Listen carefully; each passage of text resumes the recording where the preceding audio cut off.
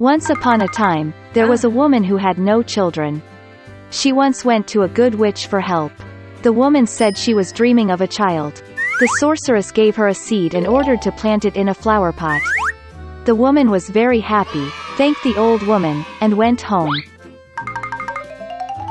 At home, she planted a seed, watered it, and began to wait patiently. Soon a large wonderful flower, like a tulip, grew in the pot.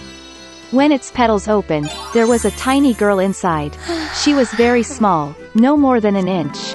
Therefore, the woman called her Thumbelina.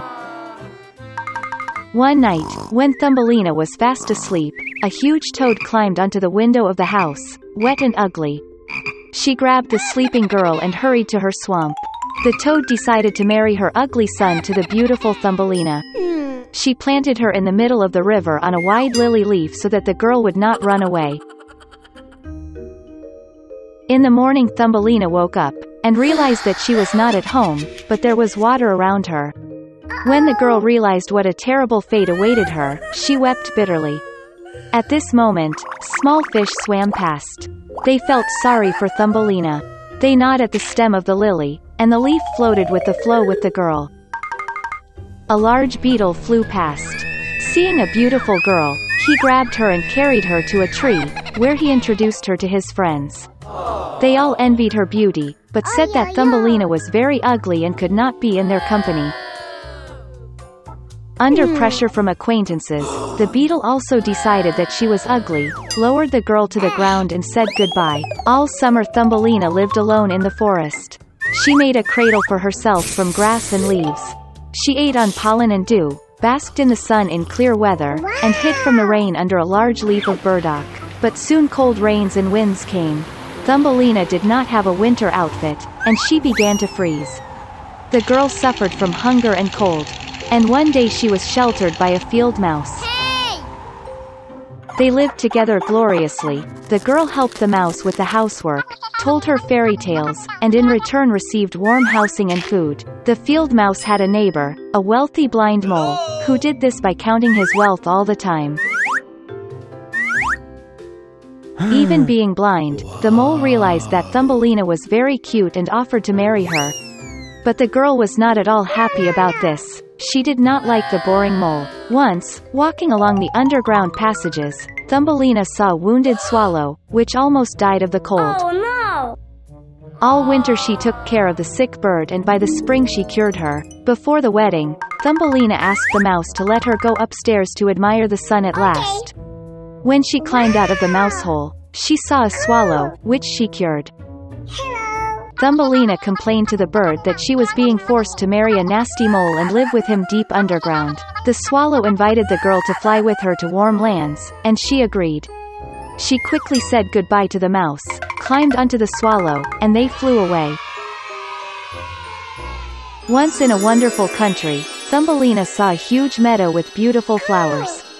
She chose the most beautiful flower for herself to live in. Suddenly, she saw in the flower the same little man as she, only with wings. It was the king of the elves. And an elf lived in every flower. The beautiful elf has never seen a girl as small as himself, and even so beautiful. He immediately fell in love with Thumbelina, and invited her to become his wife, the queen of the elves and the queen of flowers. After all her adventures, the girl was happy to hear such an offer from the charming prince. She happily agreed. The elf took Thumbelina by the hand, and at the same moment 2 wings appeared behind her. Now she has become the queen of the elves. And since then they have lived happily ever after. Once upon a time there was a mother pig and her 3 piglets. 3 brothers are the same height. Round, pink, with the same funny tails. All summer the pigs played in the green grass, basked in the sun, basked in the puddles. But then autumn came. One day my mother said that it was time for them to think about winter. She asked them to build a big house. The younger brother said that winter is still far away. The middle brother said that he would build his own house when needed. And the older brother decided to build the house himself. The younger and middle brothers did nothing but play their games. It got colder and colder every day. The younger brother decided to build a house out of straw. The middle brother thought it would be very cold in the thatched house in winter. He decided to build a house from twigs and twigs. By the evening their housing was ready. They were very proud of themselves and could not get enough of their buildings. Now they were free and could do whatever they wanted. They decided to go to their older brother and see what kind of house he had built for himself. The older brother was busy building.